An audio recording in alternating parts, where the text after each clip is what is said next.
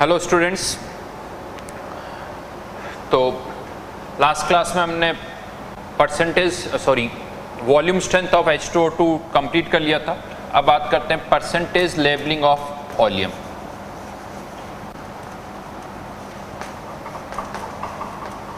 Percentage levelling of volume. Volume क्या होता है? बेसिकली वॉल्यूम जो है वो मिक्सचर होता है किसका? H2SO4 plus SO3।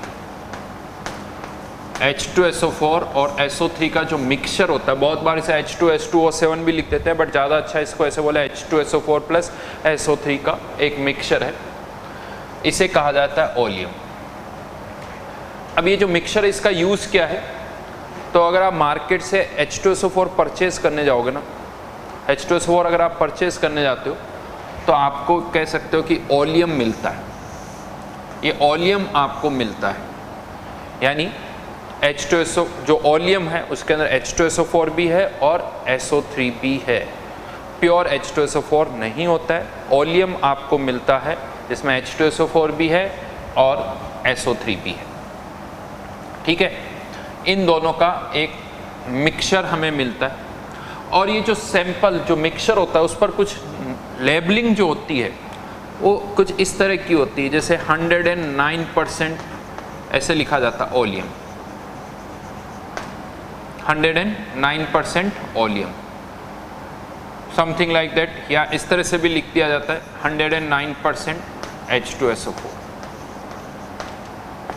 ये भी हो सकता है, ये भी हो सकता है। मतलब क्या है इसका? मतलब क्या है इसका? 109% जो लिखा हुआ है इसका मीनिंग क्या है वो मैं अब आपको बता रहा हूं। तो बेसिकली ये 109% वॉल्यूम आपको ये कह रहा है कि अगर आप 100 ग्राम वॉल्यूम लेते हो और उसमें वाटर मिक्स करते हैं सफिशिएंट अमाउंट में, अच्छा खासा वाटर अगर हम मिक्स कर देते हैं, तो वाटर मिक्सअप करने के बाद जो आपके पास सॉल्यूशन आएगा, उस सॉल्यूशन के अंदर H2SO4 का जो मास होगा वो 109 ग्राम होगा, 109 ग्राम होगा। ये कैसे हो गया? क्योंकि हमने तो 100 ग्राम ही वॉल्यूम लिया था और उसके अंदर SO3 भी है और H2SO4 भी है, तो H2SO4 का मास तो 100 ग्राम से भी कम होगा। और उसमें हमने मिलाया क्या? पानी मिलाया हमने, H2SO4 तो नहीं मिलाया। पानी मिलाया तो H2SO4 का मास तो 100 से कम होना चाहिए। फिर ये इंक्रीज कैसे हो गया? 109 कैसे हो गया? तो आई थिंक सबको आंसर भी मुझे लगता है पता है। वो इंक्रीज क्यों हो गया? क्योंकि ये जो SO3 थी, ये SO3 किसके साथ रिएक्ट कर गई? H2O के साथ। जो पानी आपने मिलाया और इससे क्या प्रोड्यूस हो गया? H2SO4। यानी कुछ H2SO4 तो ऑलरेडी था और कुछ और प्रोड्यूस हो गया, और ये मिला के टोटल कितना हो गया? 109 ग्राम। ये मिक्स होके कितना हो गया? 109 ग्राम। क्योंकि जो SO3 है वो वाटर के साथ रिएक्ट कर रही है, SO3 जो है वो वाटर के साथ रिएक्ट कर रही है, तो वाटर भी ऐड हो रहा है, यानी वाटर का मास भी यहाँ पर, वाटर जो रिएक्ट कर रहा है वो यहाँ पर ऐड हो गया। यूं कह दो, डाला तो आपने बहुत सारा होगा, लेकिन जरूरी नहीं कि जितना भी पानी डाला वो सारा रिएक्ट कर जाए, बट जितना रिएक्ट कर रहा है वो भी अब ऐड हो गया। तो इसीलिए मास जो H2SO4 का है वो 100 ग्राम से ज़्यादा हो गया। राइट? इसको मैं ऐसे बोल सकता हूं, कि इन दोनों का मास तो 100 ग्राम था ही, जो हमने लिया था 100 ग्राम सैंपल। H2SO4 तो जितना था यहाँ पहले उतना अभी भी है। SO3 का मास जो है उसमें और किसका मास ऐड हो गया? वाटर का मास ऐड हो गया। SO3 के मास में वाटर का मास और ऐड हो गया, और वो भी क्या बन गया? H2SO4। इसीलिए इन दोनों का मास H2SO4 और SO3 का मिला के तो 100 था, वाटर और ऐड हो गया, इसीलिए वो मास 100 से भी ज़्यादा हो गया। इनफैक्ट आप कह सकते हो अगर यहाँ 109% लिखा हुआ है, इसका मतलब कितना वाटर का मास ऐड हो गया? यानी ऐड हो गया मतलब रिएक्ट कर गया 9 ग्राम वाटर। 9 ग्राम वाटर जो है वो रिएक्ट कर गया, ये आप कह सकते हो। कैसे, वो भी अभी मैं बताऊंगा। हाँ, but percentage labelling of volume होती क्या है पहले वो लिख लेते हैं। परसेंटेज लेबलिंग ऑफ वॉल्यूम का मतलब mass of H2SO4 produced by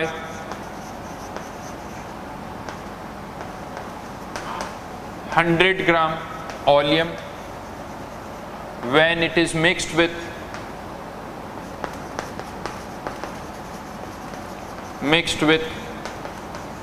sufficient water.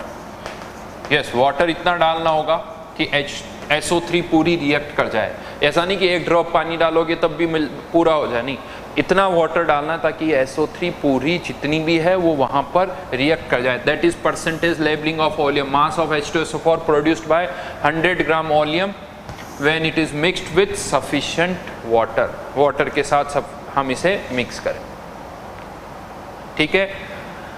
या इसे आप ऐसे भी कह सकते हो, जो परसेंटेज लेबलिंग होती है ना हमेशा ऐसे ही होती है, 100 प्लस एक्स, 100 प्लस एक्स। यहाँ पर ये x पता है क्या है, बेसिक ये x क्या है, mass of water which reacts with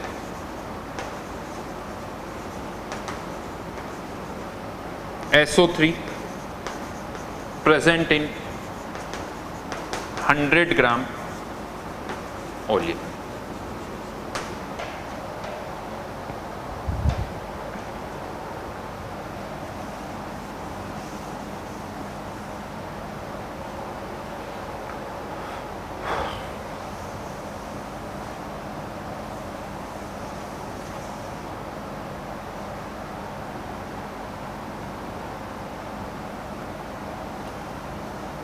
$100 gram oleum. चलिए पहले समझाता हूँ मैं एक एग्जांपल, इसकी बात करते हैं ये कैसे हुआ। तो इसके अंदर हमने क्या लिया, 100 ग्राम सैंपल लिया, 100 ग्राम ओलियम लिया, जिसकी लेबलिंग कितनी है 109%, जिसकी लेबलिंग कितनी है 109%। कैसे वो आप समझते हैं यहाँ पर। तो अगर यहाँ पर 109% अगर इसकी लेबलिंग है तो मैं ये कह सकता हूँ कि 9 ग्राम वाटर रिएक्ट कर रहा होगा, 9 ग्राम वाटर रिएक्ट कर रहा होगा। 9 ग्राम वाटर यानी कितने मोल, हाफ मोल। कितने मोल, हाफ मोल। अगर इसके हाफ मोल रिएक्ट कर रहे हैं तो इसका मतलब इसके भी कितने मोल्स होंगे, हाफ मोल। इसके हाफ मोल मतलब कितने ग्राम कह सकते हो आप, इसका 1 मोल का मास होता है 80, तो हाफ मोल का कितना हो जाएगा 40 ग्राम। यानी अगर 9 ग्राम वाटर रिएक्ट कर रहा है मतलब हाफ मोल वाटर रिएक्ट कर रहे हैं, इसका मतलब SO3 के भी मिक्सचर में हाफ मोल है, यानी मिक्सचर में SO3 कितने ग्राम है 40 ग्राम। यानी ये जो 100 ग्राम आपने लिया है उसमें SO3 कितने ग्राम है 40 ग्राम, यानी 60 ग्राम क्या है यहाँ पर H2SO4, 60 ग्राम क्या है H2SO4। अब आप यहाँ से समझिए, जिसकी लेबलिंग कितनी कर रखी है हमने 109%, इसके 100 ग्राम में ये 60 ग्राम, ये 40 ग्राम था। अब ये 60 ग्राम तो एज इट इज़ रहेगा, उसमें तो कोई चेंज नहीं होने वाला। लेकिन ये जो 40 ग्राम SO3 है, जब आपने वाटर मिक्स किया तो ये 40 ग्राम SO3 9 ग्राम वाटर के साथ कंबाइन होके हाफ और हाफ मोल, इसके और कितने ग्राम बना लिए 49 ग्राम, 49 ग्राम। यानी 60 ग्राम ऑलरेडी था, 49 ग्राम और बन गया, टोटल 60 प्लस 49 कितना हो गया 109। यानी 100 ग्राम वॉल्यूम से आपको H2SO4 कितना मिला 109 ग्राम। इसका मतलब आप ये कह सकते हो कि हाँ SO3 जितनी ज़्यादा होगी उतना हमारे लिए अच्छा है। SO3 जितनी ज़्यादा हो, बस पानी तो डालना पड़ रहा है और तो कुछ नहीं। पानी डालोगे तो और ज़्यादा अमाउंट बनी, जितना ज़्यादा वाटर रिएक्ट करेगा X की वैल्यू जितनी ज़्यादा होगी, परसेंटेज लेबलिंग उतनी ही ज़्यादा होगी। लेबलिंग और भी हो सकती है, ऐसा नहीं। जैसे ये 109% का मैंने एग्जाम्पल लिया, 109% का कुछ और आप ले सकते हो, जैसे 118%। बहुत आसान क्वेश्चन बनते हैं।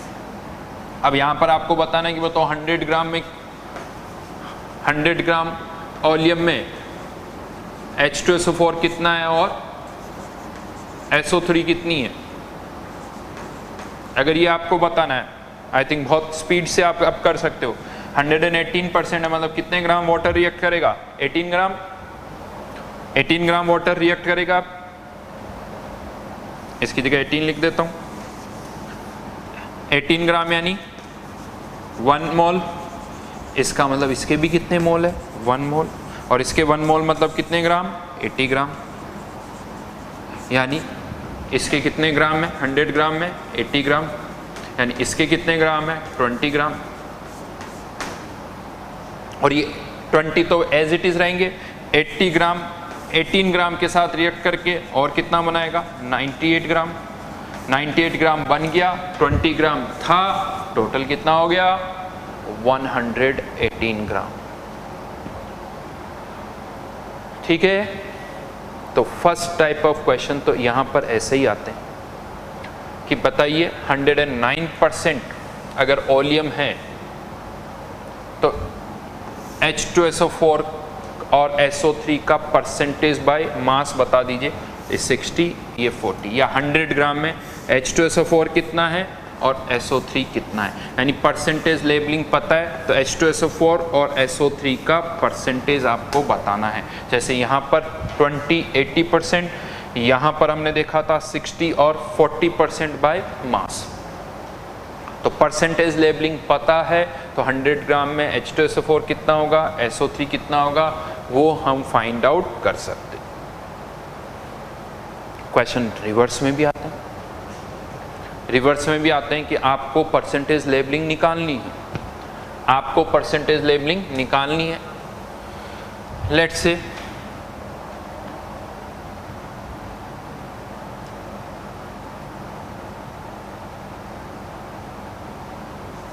$320 ग्राम H2SO4 और 80 ग्राम SO3 को हमने मिक्स कर दिया, क्या बन गया ओलियम। इसकी आपको क्या बतानी है, परसेंटेज लेबलिंग बतानी है।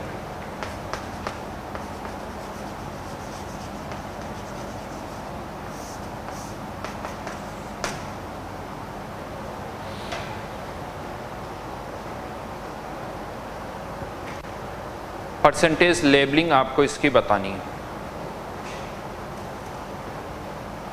क्या कह दूं, इसका 80 ग्राम यानी 1 मोल, तो 1 मोल वाटर रिएक्ट करेगा, 1 मोल वाटर रिएक्ट करेगा यानी 18 ग्राम वाटर रिएक्ट करेगा, तो 118%। क्या आंसर 118%?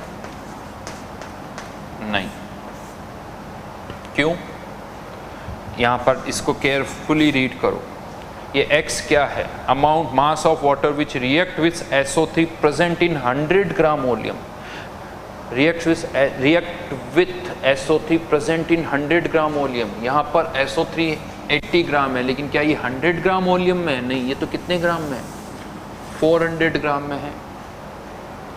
तो या तो पहले आप 100 ग्राम में SO3 का मास निकालो, यूनिटरी लगा दो, 100 ग्राम में कितनी होगी वो आप निकाल लो, क्योंकि ये 400 ग्राम में है, हमें 100 ग्राम में चाहिए, तो ये भी 1/4 हो जाएगा, ये भी 1/4 हो जाएगा।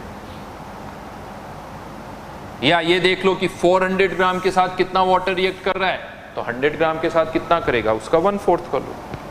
कुल मिला के जो भी है उसको एक बार 1/4 करना होगा। तो मेरा मानना है ये तो 400 ग्राम के साथ है, तो 100 ग्राम में कितना होगा, इसका 1/4 तो 80 ग्राम, और ये 20 ग्राम SO3, और ये H2SO4। अब ये 100 ग्राम हो गया, 100 ग्राम ओलियम हो गया ये।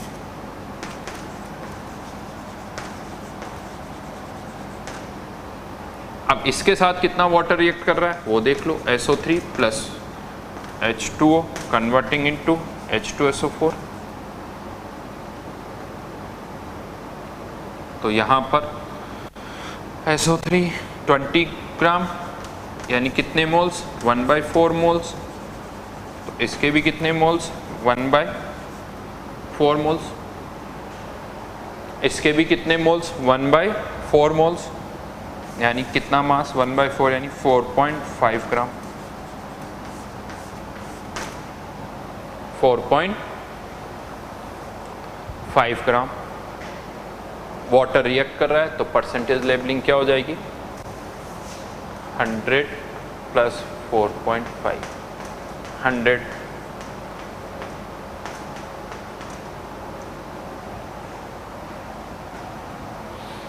100 100 ग्राम के साथ कितना वाटर रिएक्ट कर रहा है ये ध्यान रखना। मिक्सचर कितना दे रखा है उससे मतलब नहीं है, आपको 100 ग्राम से मतलब है। तो या तो इसको 100 ग्राम में, इसको पहले आपको 100 ग्राम में कन्वर्ट करना होगा, या पहले इसके साथ कितना वाटर रिएक्ट करा वो निकाल लो, फिर देख लो यूनिटी लगा दो, 400 ग्राम के साथ इतना वाटर तो 100 ग्राम के साथ इतना। एक और क्वेश्चन लिखिए।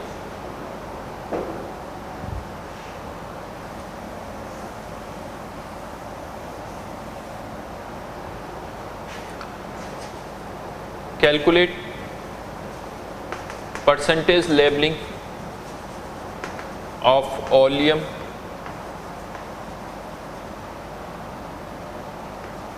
if it contains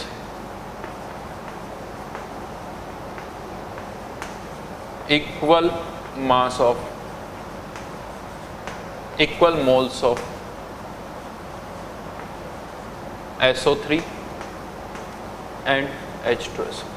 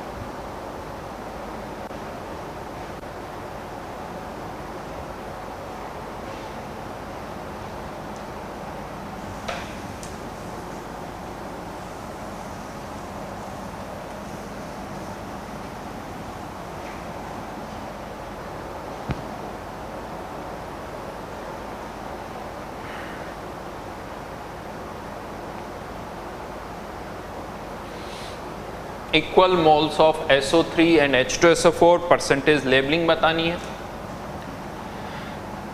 तो बड़ा लेट 1 मोल SO3 है और इसके भी 1 मोल मान लिए हमने, दोनों के 1 मोल मान लिए।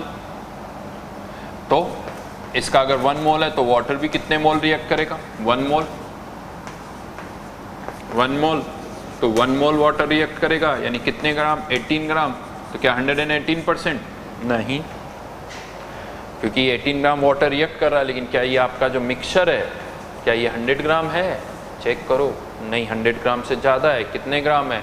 80 ग्राम प्लस 98 ग्राम, कितना हो गया? 178 ग्राम है।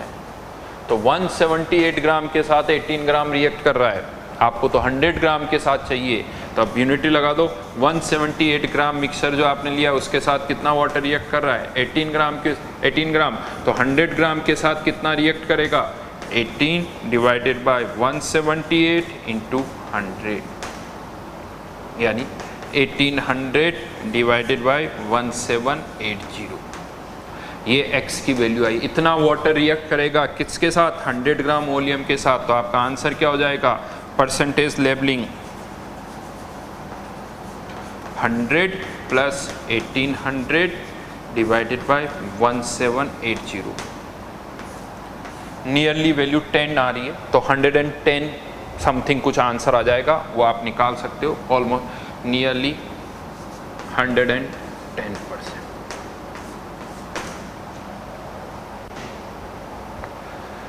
तो इम्पॉर्टेंट पॉइंट वही है, हमेशा 100 ग्राम आपको ध्यान रखना होगा। 100 ग्राम के साथ कितना रिएक्ट है, या तो आप पहले यहाँ पर मोल्स इस तरह से मानो कि उनका मास ही 100 ग्राम है, वैसे भी कर सकते हो, लेकिन मुझे लगता है ये ज़्यादा आसान है। 1 मोल मान लो और फिर उसको इस तरह से कन्वर्ट कर दो। देन यहीं पर एक और क्वेश्चन आता है, maximum and minimum percentage labelling. सोचो आप मार्केट में आप जाते हो, कोई आपको ओलियम, आप कहते हो ओलियम दे दो, तो कोई आपको कहता है कि लीजिए सर ये 120% ओलियम है, और उसकी कुछ कॉस्ट आपको बताई जाती है, और किसी मान लो कुछ भी कॉस्ट है X, फिर किसी और शॉप पे जाते हो और वो आपको कहता है नहीं सर ये 140% ओलियम है, ये उससे ज़्यादा अच्छा है। और इसकी कॉस्ट थोड़ी ज़्यादा है। फिर किसी और के पास जाता हो, कहता नहीं सर ये 160% वॉल्यूम है, इसकी कॉस्ट थोड़ी और ज़्यादा है। समझना पड़ेगा थोड़ा सा, क्यों? मैक्सिमम और मिनिमम वैल्यूज चलिए निकालते हैं। तो जितना ज़्यादा SO3 होगा वाटर उतना ही ज़्यादा रिएक्ट करेगा, वाटर उतना ही ज़्यादा रिएक्ट करेगा, तो परसेंटेज लेबलिंग भी उतनी ज़्यादा होगी। लेकिन SO3 मैक्सिमम हो कितना सकता है, क्योंकि सैंपल तो 100 ग्राम है, तो मैक्सिमम SO3 कितनी हो सकती है? मैक्सिमम SO3 कितनी हो सकती है? 100 ग्राम। इससे 100 ग्राम के सैंपल में 100 से तो ज़्यादा नहीं हो सकती, तो मैक्सिमम SO3 100 ग्राम ही हो सकती है। तो मैक्सिमम 100 ग्राम के साथ कितना वाटर रिएक्ट कर सकता है? इसका 100 ग्राम यानी कितने मोल्स? 5/4 मोल्स। तो वाटर के भी कितने मोल्स रिएक्ट करेंगे? 5/4 मोल्स। और 5/4 मोल्स वाटर का मास कितना होता है? 22.5 ग्राम। यानी 100 ग्राम और अगर पूरा का पूरा SO3 भी है तो मैक्सिमम वाटर कितना रिएक्ट कर सकता है? 22.5 ग्राम। यानी मैक्सिमम परसेंटेज लेबलिंग कितनी हो सकती है? 100 प्लस यानी 122.5%। इससे ज़्यादा तो हो ही नहीं सकती। यानी जो 140% 160% कह रहे हैं वो सब बेवकूफ़ बना रहे हैं। और मिनिमम कितनी हो सकती? मिनिमम परसेंटेज लेबलिंग, उसके लिए SO3 हो ही ना। SO3 नहीं हो, H2SO4 तो होगा। तो 100 ग्राम ही पूरा H2SO4, और अगर 100 ग्राम ही पूरा H2SO4 है तो SO3 है ही नहीं। SO3 है ही नहीं तो वाटर रिएक्ट करेगा ही नहीं, और वाटर रिएक्ट नहीं करेगा तो ये 0 हो जाएगी। यानी मिनिमम परसेंटेज लेबलिंग कितनी हो जाएगी? 100%। 0 नहीं होगी। ध्यान रखना, ऐसा नहीं, बहुत लोग लगता है सर वाटर रिएक्ट ही नहीं करेगा, वाटर रिएक्ट ही नहीं करेगा तो परसेंटेज लेबलिंग 0। अरे परसेंटेज लेबलिंग जो होती है 100 + X होती है। अगर वाटर रिएक्ट नहीं करेगा, कर ही नहीं रहा, तो ये X 0 हुआ, परसेंटेज लेबलिंग जो है वो 0 नहीं होगी। तो ये इसकी रेंज है 122.5 से 100%। 122.5 से 100% इस रेंज में होगी।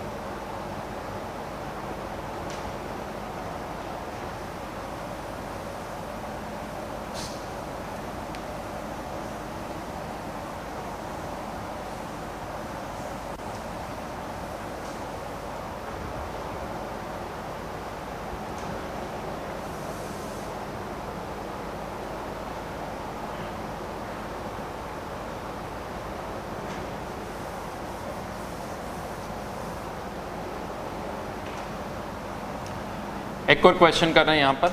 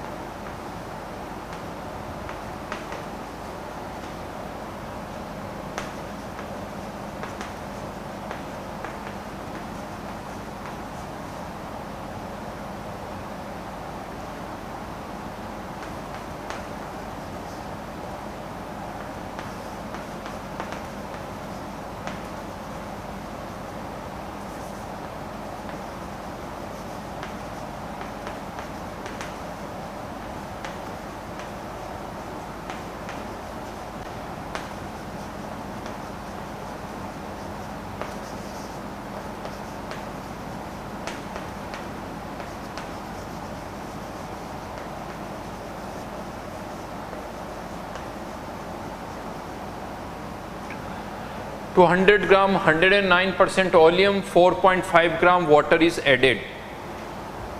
यानी अब हमने यहाँ पर बहुत सारा पानी नहीं डाला, हमने केवल कितना डाला? 4.5 ग्राम। बताना क्या है आपको कि वाटर मिक्स करने के बाद फाइनली जो भी सॉल्यूशन होगा आपके पास, जो भी मिक्सचर होगा, उसके अंदर कौन कौन से सब्सटेंस होंगे, उनका मास कितना होगा, एक तो आपको ये बताना है, और दूसरा आपको ये बताना है कि जो फाइनल मिक्सचर होगा उसकी न्यू परसेंटेज लेबलिंग कितनी होगी। इसको आप ऐसे समझ लीजिए, जो H2SO4 का एक सॉल्यूशन, उसकी कंसंट्रेशन है 2m, उसमें मैं पानी डाल देता हूँ तो उसकी कंसंट्रेशन चेंज हो जाएगी। उसकी कंसंट्रेशन बदल जाएगी, तो नई हम कंसंट्रेशन निकालते हैं डाइल्यूट करने पर। तो यहाँ पर भी हम पानी डाल रहे हैं, तो इसकी नई परसेंटेज लेबलिंग आपको बतानी है कि नई परसेंटेज लेबलिंग कितनी होगी।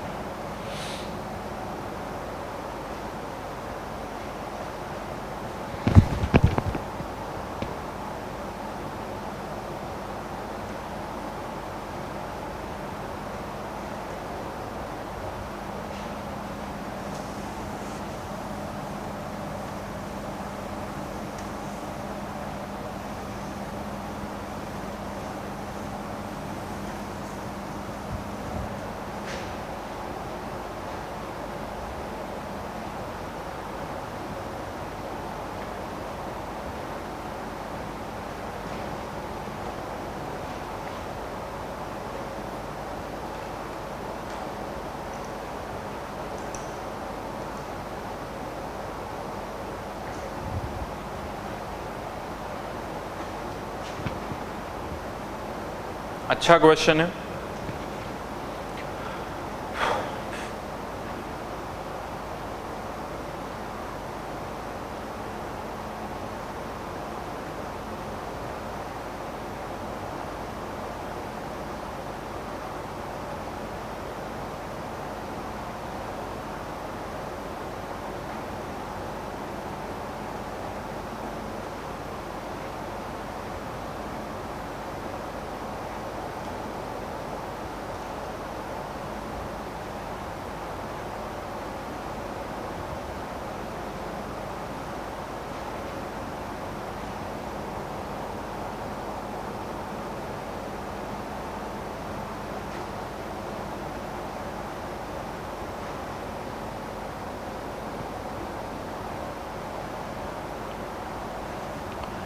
चलिए करके देखते हैं।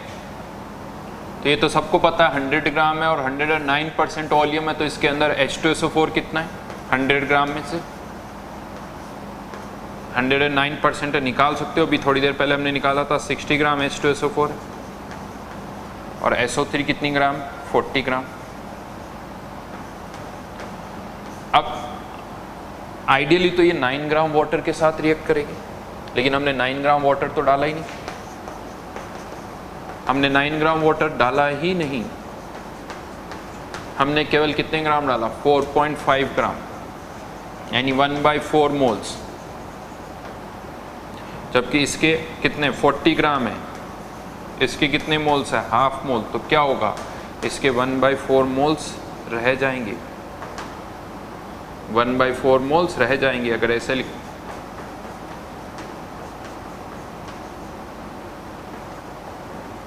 हाँ, इसके कितने बनेंगे 1/4 मोल्स, और इसके 1/4 मोल्स का मास भी आप निकाल सकते हो, निकालोगे तो ये कुछ आ जाएगा आई थिंक 24.5 ग्राम, राइट।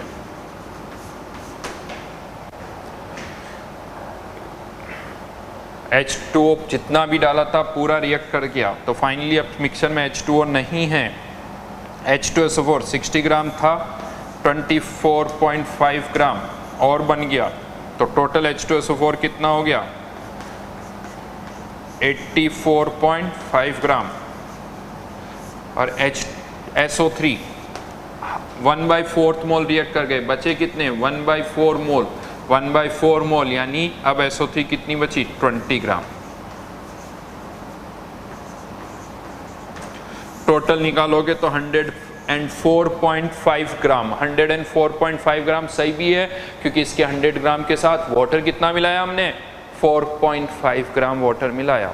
तो फाइनली फर्स्ट पार्ट का आंसर 84.5 ग्राम और 20 ग्राम, ये फर्स्ट पार्ट का आंसर हो गया। अब सेकंड पार्ट का आंसर न्यू परसेंटेज लेबलिंग।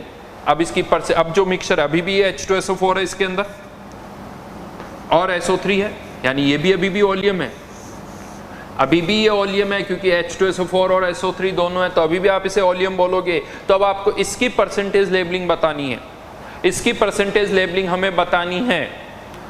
तो अब इसकी परसेंटेज लेबलिंग क्या होगी, क्या वही होगी जो पहले थी? नहीं, अब वो नहीं होगी। क्यों? क्योंकि यहाँ पर पहले 60 ग्राम और 40 ग्राम था, अब तो ये 60 और 40 ग्राम नहीं रहा, बदल गया मिक्सचर।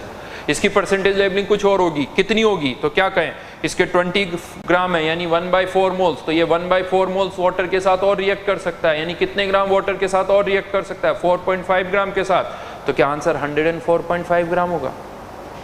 क्योंकि अभी भी 4.5 ग्राम वाटर के साथ रिएक्ट कर सकता है। तो क्या परसेंटेज लेबलिंग फिर 104.5 ग्राम हो जाएगी? नहीं होगी। क्यों? क्योंकि ये 4.5 ग्राम के साथ रिएक्ट तो कर सकता है मिक्सचर, लेकिन ये मिक्सचर अब 100 ग्राम नहीं रह गया। ये मिक्सचर कितना हो गया? 104.5 ग्राम। हाँ, 104.5 gram mixture can react with 4.5 gram water. तो 100 ग्राम कितने वाटर के साथ रिएक्ट करेगा वो निकालना पड़ेगा आपको। 100 ग्राम कितने ग्राम के साथ? तो 4.5 डिवाइडेड बाय 104.5 इंटू 100। जल्दबाजी में क्या लगता है कि यही 4.5 ग्राम के साथ और रिएक्ट कर जाएगा? तो आंसर 104.5 नहीं होगा, इतने ग्राम वाटर के साथ और रिएक्ट करेगा। तो अब परसेंटेज लेबलिंग जो होगी, परसेंटेज लेबलिंग जो 100 ग्राम के साथ कितना रिएक्ट करेगा? तो 100 प्लस 4.5 डिवाइडेड बाय 104.5 इंटू।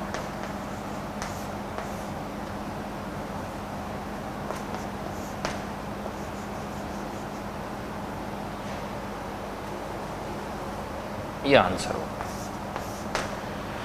जो कि ऑब्वियसली 4.5 से यानी 104.5 से थोड़ा कम होगा।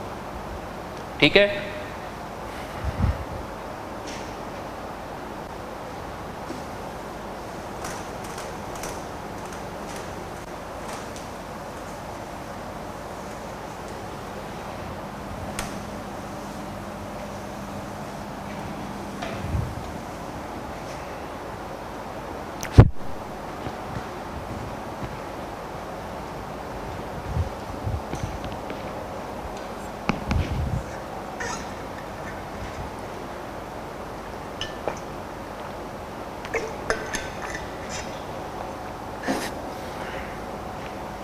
आगे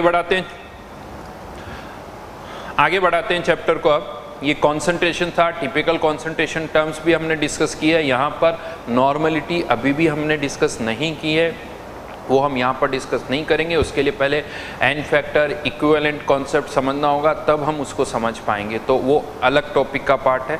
अभी हम कोई भी क्वेश्चन नॉर्मलिटी वाला नहीं करेंगे, ना आप ऐसा कोई क्वेश्चन अटेम्प्ट करोगे जहाँ नॉर्मलिटी वर्ड यूज़ हो रहा है, उसको साइड में रख देना।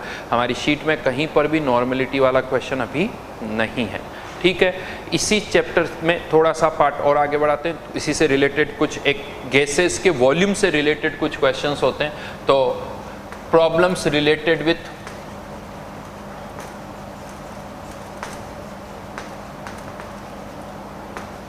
volume of gases.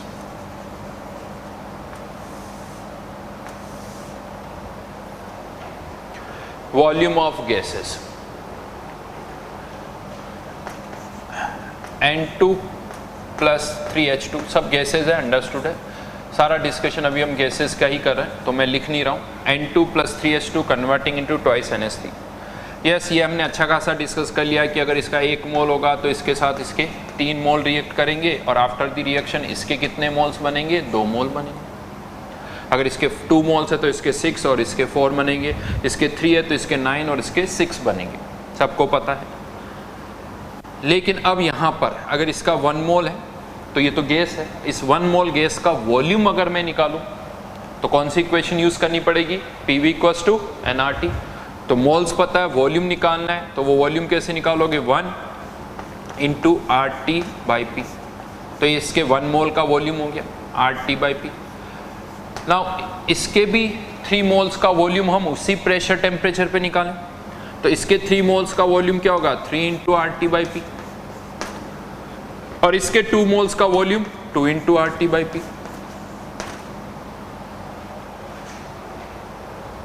राइट, ये इनका वॉल्यूम होगा, लेकिन हाँ एट सबका वॉल्यूम सेम टेम्परेचर और प्रेशर पर।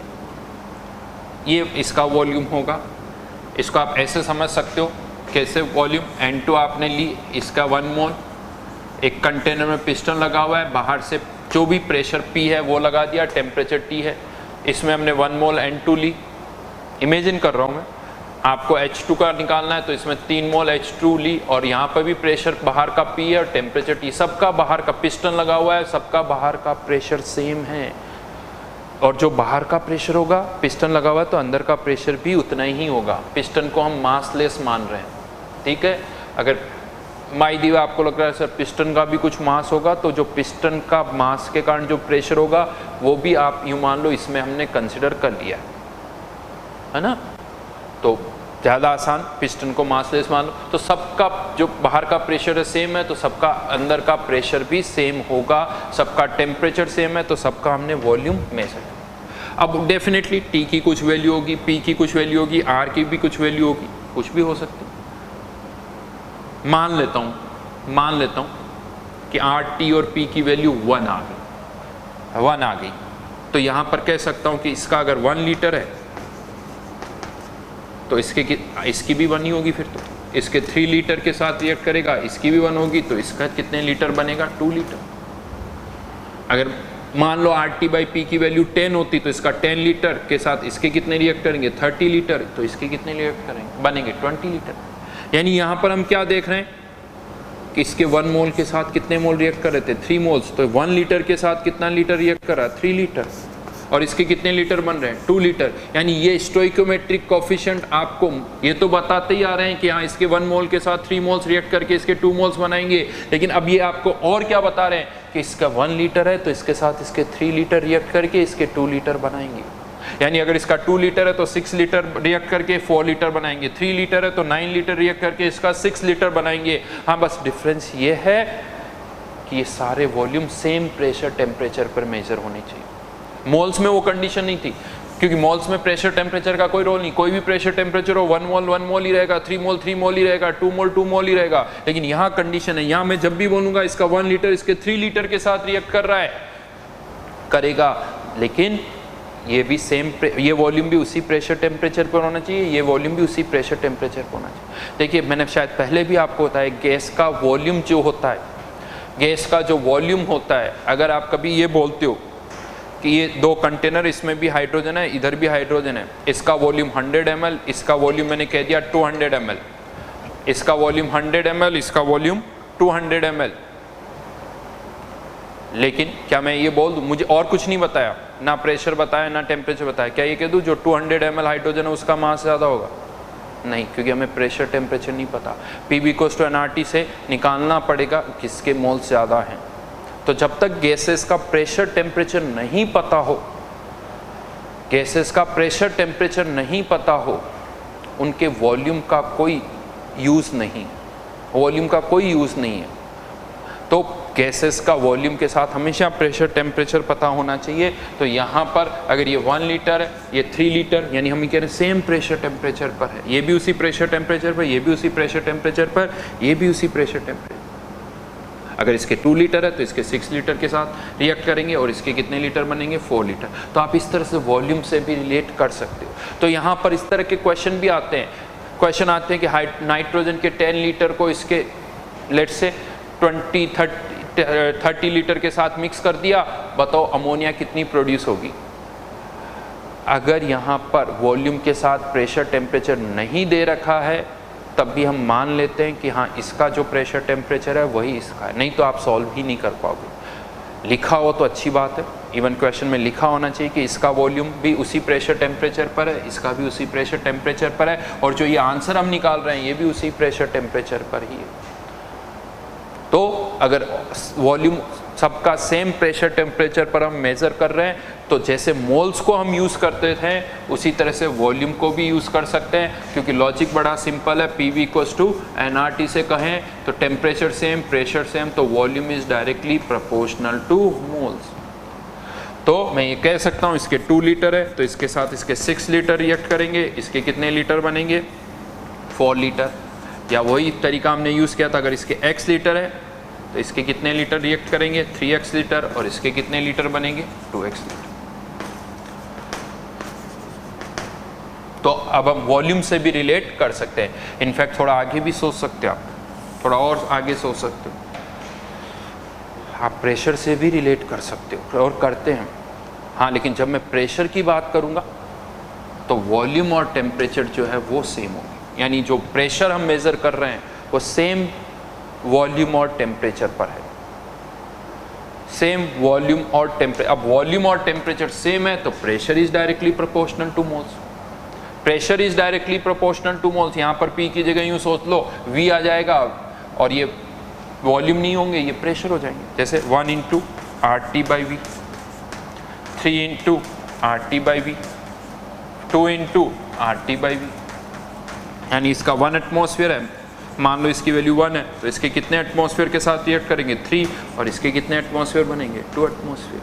हाँ, लेकिन यहाँ पर भी यही कंडीशन है कि ये जो प्रेशर हम मेजर कर रहे हैं सेम वॉल्यूम और टेम्परेचर पर कर रहे हैं, ये कंडीशन। मोल्स में ये कंडीशन नहीं थी, तो हम वॉल्यूम से भी रिलेट कर सकते हैं, प्रेशर से भी रिलेट कर सकते हैं, वॉल्यूम से और प्रेशर दोनों से हम रिलेट कर सकते हैं।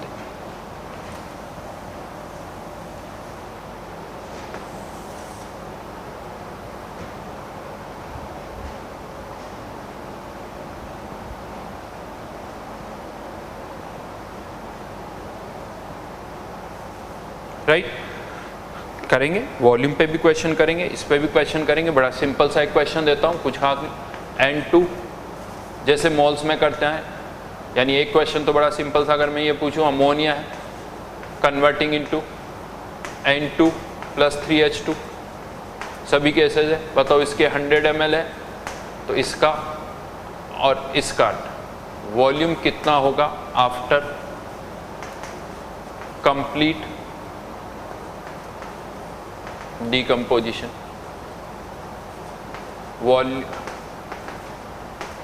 वॉल्यूम आफ्टर कंप्लीट डिकम्पोजिशन, तो आई थिंक बड़ा आसानी से बता सकते हो, वही यूनिटी लगानी है। 100 ml है 2 से 1, तो 100 से इसका कितना हो गया 50 ml, ये क्या हो जाएगा 0, और इसका कितना हो जाएगा 150 ml। यस, 100 ml से वॉल्यूम बढ़ गया। जैसे एक रिएक्शन होने पर मोल्स बढ़ते हैं, जैसे 2 मोल से 4 मोल्स, वॉल्यूम भी बढ़ सकता है। मोल्स कम होंगे तो वॉल्यूम भी कम होगा, तो टोटल वॉल्यूम, जैसे टोटल मोल्स बढ़ेंगे तो टोटल वॉल्यूम भी बढ़ेगा, टोटल मोल्स कम होंगे तो टोटल वॉल्यूम भी कम होगा। कुछ नहीं, सिंपल सा एक क्वेश्चन है। इवन आप लिमिटिंग वाले क्वेश्चन भी कर सकते हो, इसी को मैं लिमिटिंग के केस में लेता हूँ। इसके देखिए लीटर है तो सब लीटर में होने चाहिए, ml है तो सब ml में होने चाहिए। इसके 10 ml के साथ इसके 20 ml मिक्स कर दिए, 10 ml के साथ 20 ml, क्या निकालना है final volume of each case.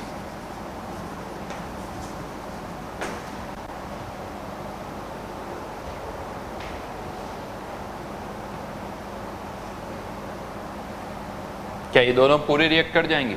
नहीं करेंगे, क्योंकि 1:3 का रेशियो है, तो क्या इसका 10 ml पूरा रिएक्ट कर जाएगा? नहीं।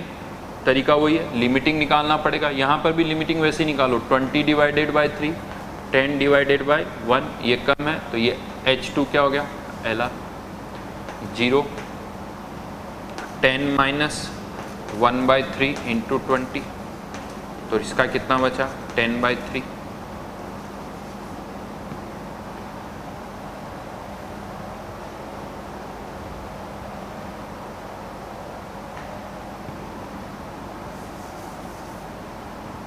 और यहाँ पर 23, 2/3,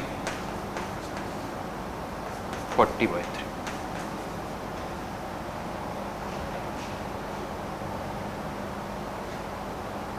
इसका 10/3, इसका 0 और इसका 40/3।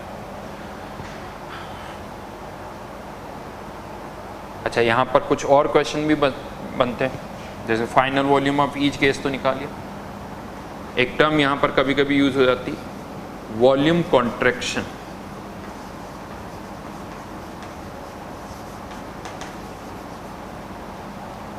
वॉल्यूम कॉन्ट्रैक्शन, वॉल्यूम कॉन्ट्रैक्शन क्या होता है बेसिकली?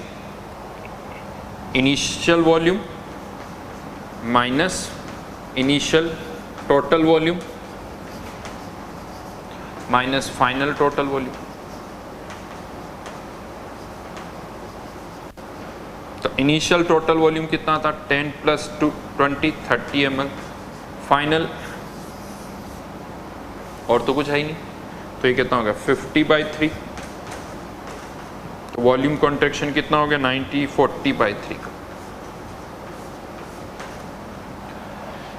Volume contraction is 40/3। ठीक है, टर्म है, कभी कभी आ जाती, कुछ नहीं। वॉल्यूम कॉन्ट्रैक्शन, और हर जगह वॉल्यूम कॉन्ट्रैक्शन हो ये जरूरी नहीं है। यहाँ पर यूँ कह सकते हो टोटल मोल्स कम हो रहे हैं इसीलिए वॉल्यूम कम हो रहा है। कहीं अगर टोटल मोल्स बढ़ रहे हैं, जैसे यहाँ पर 2 मोल से 4 मोल, यहाँ वॉल्यूम बढ़ रहा है, तो वॉल्यूम एक्सपांशन भी हो सकता है और वॉल्यूम कॉन्ट्रैक्शन टर्म भी हो सकती है। तो बस करना क्या है, वॉल्यूम यानी रिएक्शन होने से पहले का वॉल्यूम, रिएक्शन होने के बाद का वॉल्यूम। अगर वॉल्यूम बढ़ रहा है तो वर्ड वॉल्यूम एक्सपांशन यूज हो जाएगा, वॉल्यूम कम हो रहा है तो वर्ड वॉल्यूम कंप्रेशन यूज हो जाएगा। तो ये बेसिकली यहाँ पर वॉल्यूम कॉन्ट्रैक्शन, ये क्वेश्चन जनरली यहाँ पर आ सकता है। हाँ, यहाँ पर ये याद रखना, केवल गैसेस के लिए ही रिलेट कर सकते हो, केवल गैसेस को ही रिलेट कर सकते हो, क्योंकि पीवी को nRT हम केवल किसके लिए यूज कर सकते हैं, गैसेस के लिए। अगर यहाँ पर कोई लिक्विड है H2 + O2 converting into H2O,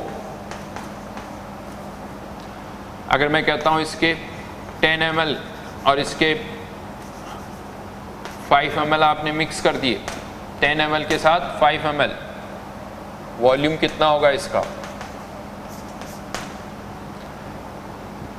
क्या 10 ml, क्या 10 ml? नहीं, क्योंकि ये क्या है, लिक्विड है, इसके वॉल्यूम पर कमेंट नहीं कर सकते हो आप। केवल किसके वॉल्यूम पर कमेंट कर सकते हैं, गैसेस के वॉल्यूम पर। इसका वॉल्यूम नहीं निकाल सकते। अगर हाँ इसका वॉल्यूम निकालना है तो पहले इनके क्या निकाल लोगे, मोल्स। पीवी को nRT से इनके मोल्स निकालो, इसके मोल्स निकलेंगे, इसका मास निकलेगा, इसके मास से इसकी डेंसिटी पता है तो आप इसका क्या निकाल सकते हो, वॉल्यूम निकाल सकते हो। तो अगर कोई भी सॉलिड या लिक्विड है तो आप उसके वॉल्यूम पर कमेंट नहीं कर सकते। कार्बन सॉलिड + O2 CO2, अब अगर गिवन है कि एक्सेस में कितना है नहीं पता, गिवन है एक्सेस में, इसका वॉल्यूम नहीं लिख रहा हूँ, हाँ इसके 10 ml है और ये एक्सेस में गिवन है तो इसके 10 ml बनेंगे। इसका वॉल्यूम से इसका वॉल्यूम कमेंट कर सकते हो, बट इसके साथ इसका कितना वॉल्यूम रिएक्ट करेगा ये कमेंट नहीं कर सकते, ये कमेंट नहीं। तो केवल रिएक्शन में जो गैसेज हैं उनके वॉल्यूम पर हम कमेंट कर सकते हैं और किसी पर कमेंट नहीं कर सकते।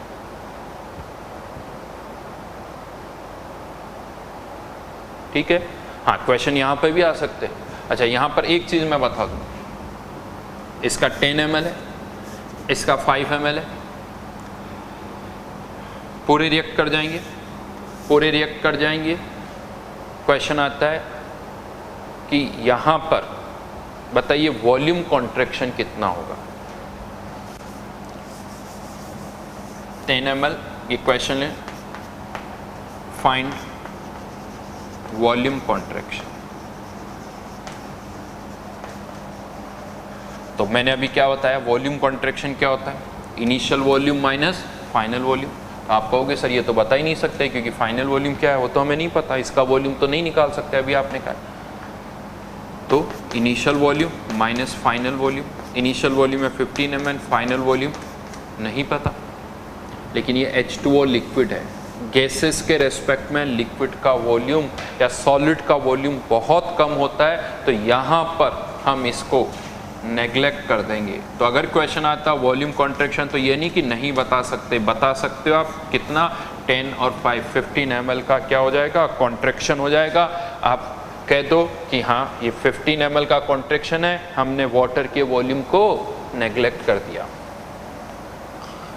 हमने वाटर के वॉल्यूम को नेग्लेक्ट कर दिया, कर सकते हैं, कोई प्रॉब्लम नहीं है। क्वेश्चन एक और दे देता हूँ, CH4 + 2O2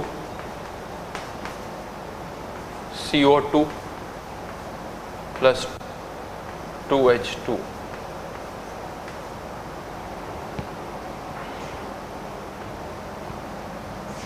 find volume contraction if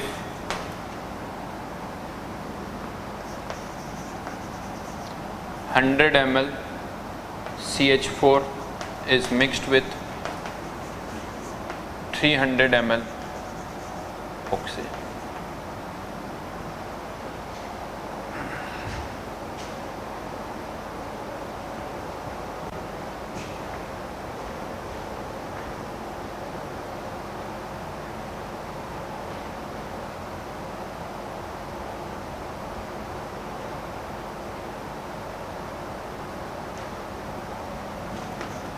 $100 ml, इसके 300 ml दिख रहा है, ये लिमिटिंग है 0, 100 के साथ 200 रिएक्ट करेगा तो 100 ml रह जाएगा। 100 ml से इसका कितना बनेगा?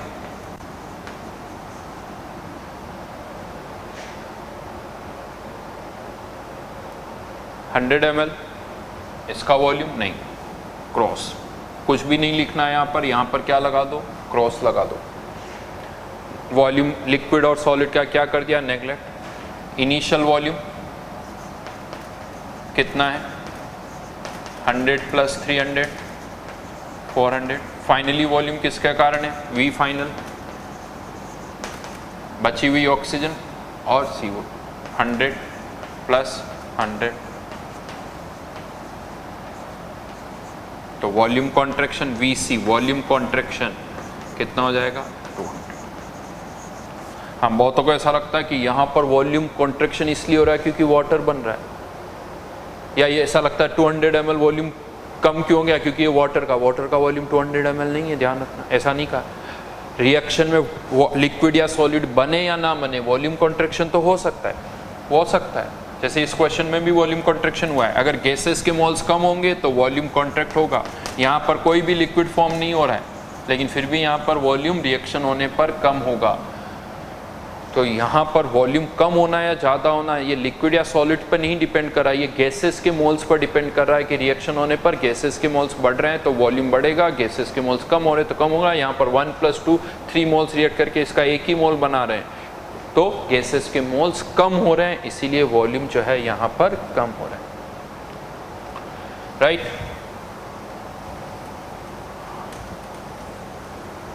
एक क्वेश्चन लिखिए।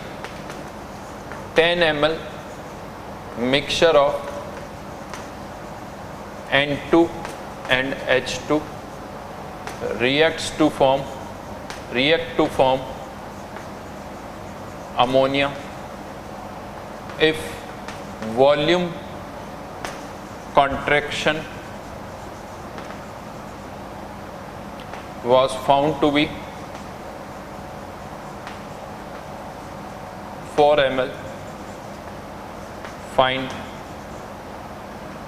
initial volume of each in mixture.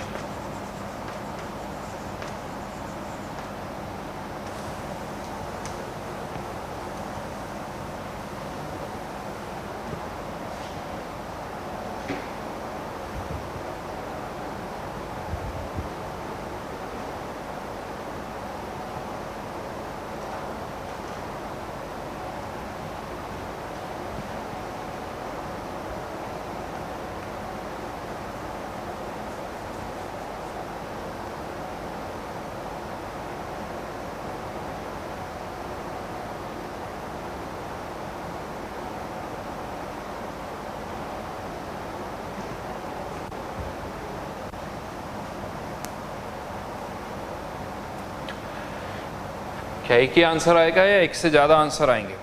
एक से ज़्यादा आंसर आएंगे। कैसे?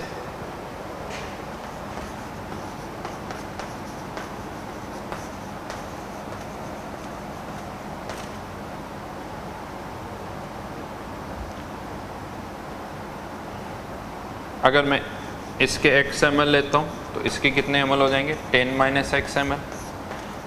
लेकिन अब हमें ये नहीं पता है कि लिमिटिंग कौन है।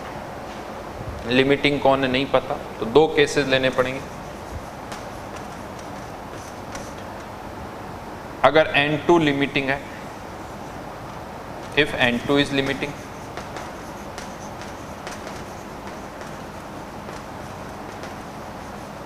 तो 0।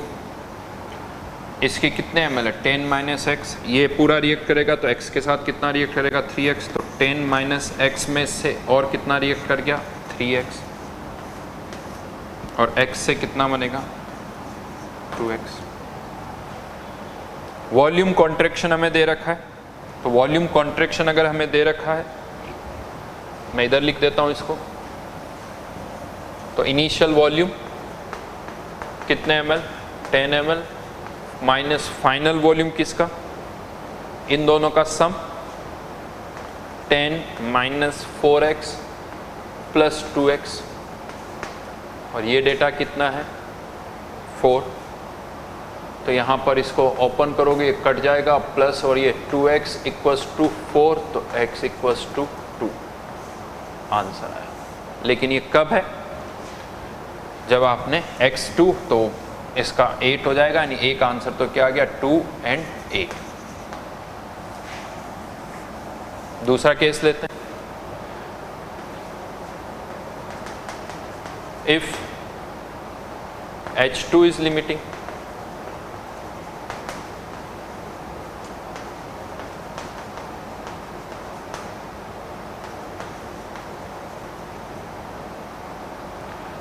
तो 10 माइनस एक्स, तो x माइनस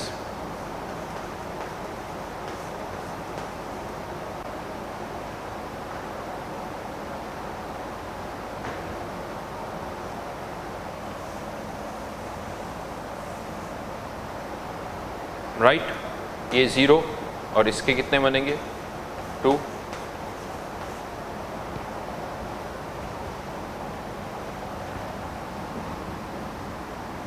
ठीक है। फिर से वही वॉल्यूम कॉन्ट्रैक्शन कितना दे रखा है 4 ml, initial volume 10 minus final volume इन दोनों का,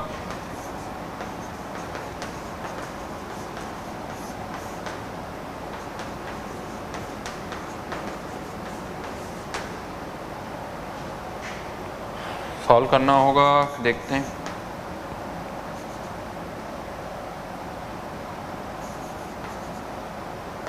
प्लस 10/3 प्लस और फिर माइनस,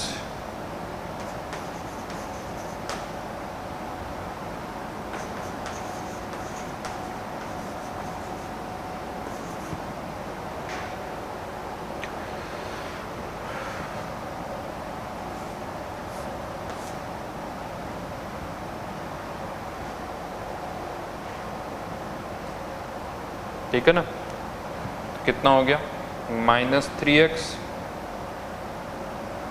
इधर आएगा प्लस 3x x/3,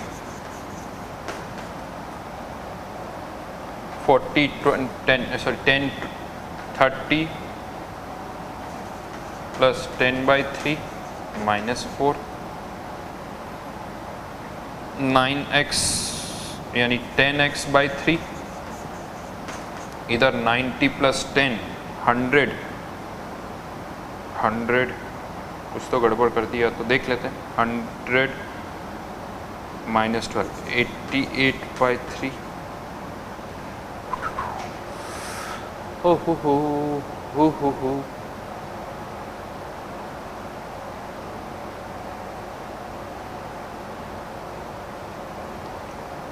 x की वैल्यू 8.8 आ रही है,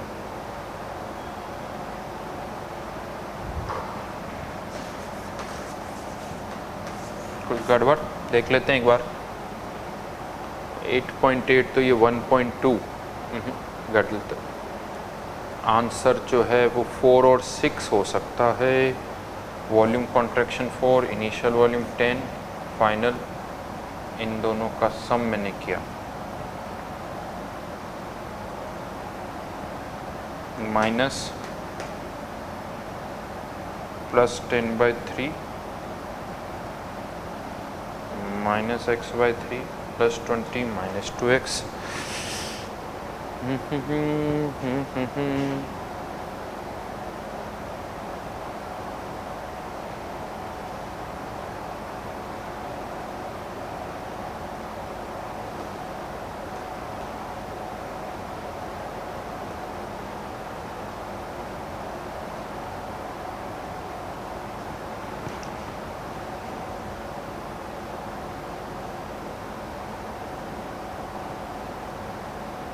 कुछ तो गड़बड़ है।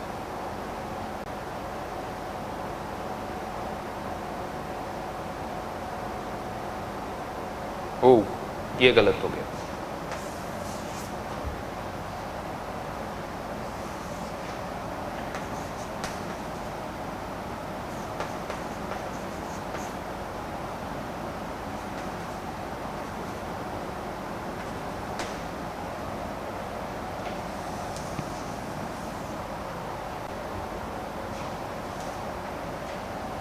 अब वापस से कर लेते हैं। तो ये सब इधर है क्या, जो x plus x by three प्लस 2x by three equals to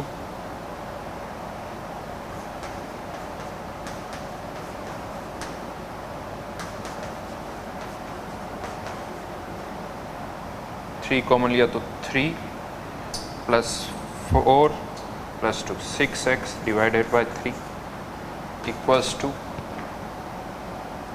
30 plus 10 40 plus 60 by 3 minus 4 20 minus 4, यहाँ लिख देता हूँ 2x equals to 20 minus 4 which is 16, तो x इक्वल्स टू 8।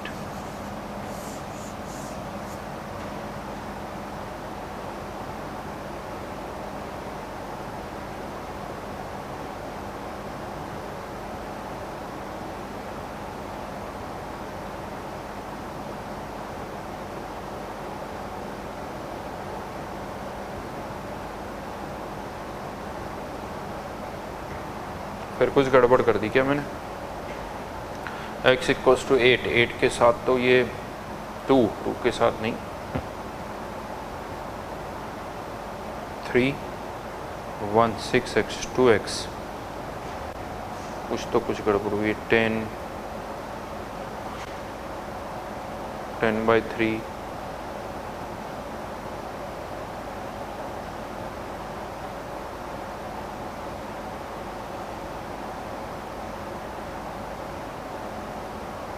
यार, ये क्या कर रहा हूँ मैंने?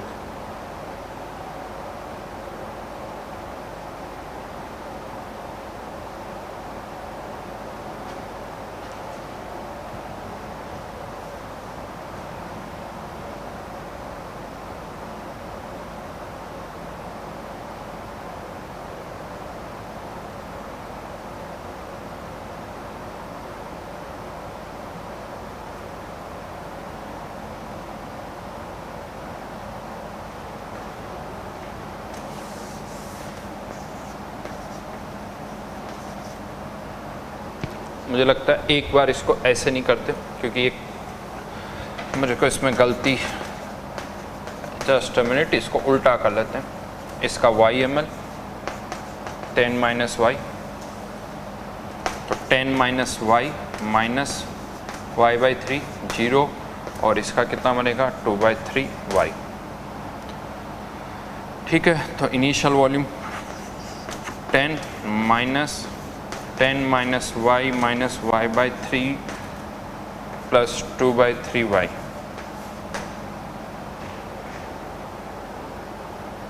ओपन करो, ये आई थिंक कैंसिल, और ये y by 3 minus 2 by 3 y equals to 4। 3 का एलसीएम लिया तो 3 plus 3y 4y minus 2y by 3, तो y इक्वल्स टू कितना आ गया 6। y इक्वल्स टू 6, तो ये 4, यानी एक और आंसर आ गया 4 और 6। हाँ, यहाँ कुछ ना कुछ गड़बड़ है, आप लोगों को ढूंढनी है। ठीक है, मेरे को नहीं मिली, कहीं ना कहीं प्लस माइनस में गड़बड़ है। तो एक आंसर हो गया 2 और 8, चेक कर सकते हो आंसर को, और एक और आंसर क्या हो गया 4। देखा, तो ये प्लस माइनस, यानी एक क्वेश्चन बड़ा सिंपल सा है। x और 10 माइनस एक्स मान रहा हूँ, और y और 10 माइनस वाई मान रहा हूँ। इसमें मुझे आई थिंक 5 to 6 मिनट्स लग चुके हैं, शायद उससे भी ज़्यादा, और वही क्वेश्चन यहाँ पर सॉल्व हो गया। कैलकुलेशन वाली बात कहूँ, कहीं ना कहीं मैं मिस्टेक कर रहा हूँ जो मुझे अभी भी नहीं दिख रही है, जो अभी भी नहीं दिख रही है। यही होता है एग्ज़ाम के अंदर। एक्यूरेसी बहुत इंपॉर्टेंट है। अगर आप यही क्वेश्चन कर रहे हो, जो इससे करा वो फंस गया, जो इससे करा उसका आसान हो गया, तो हमें पता होना चाहिए कि कौन सा कैलकुलेशन को कैसे कम करना है। क्यों डिफरेंस क्या है एक्चुअली, क्या ये 10 - x है, उसको हम डिवाइड कर रहे हैं, यहाँ पर वही y/3 कर रहा हूँ, तो ये थोड़ा आसान हो गया। तो ये हमें पता होना चाहिए। जब दोनों तरीके से करोगे तब आपको समझ में आएगा। तो एग्ज़ाम के अंदर ये बहुत ज़रूरी है कि हाँ, हमारी कैलकुलेशन की एक्यूरेसी जो है ना वो बहुत। यहाँ पर गड़बड़ पता क्या हो रही है, और कुछ नहीं हो रही, ये माइनस, फिर ये माइनस, फिर ये माइनस, तो कहीं ना कहीं मैं यहाँ पर मुझे लग रहा है कि इसी में कुछ मिस्टेक कर रहा हूँ जो मुझे यहाँ पर नहीं दिख रही, और कुछ नहीं है, यहाँ पर कहीं ना कहीं एक साइन का गड़बड़ है। ठीक है, तो चलिए इससे आगे अभी हम और करेंगे। ये तो जस्ट एक इंट्रोडक्शन वाला पार्ट था, वॉल्यूम को भी हम रिलेट कर सकते हैं, तो इससे आगे मैं नेक्स्ट क्लास में डिस्कस करूँगा। Thank you.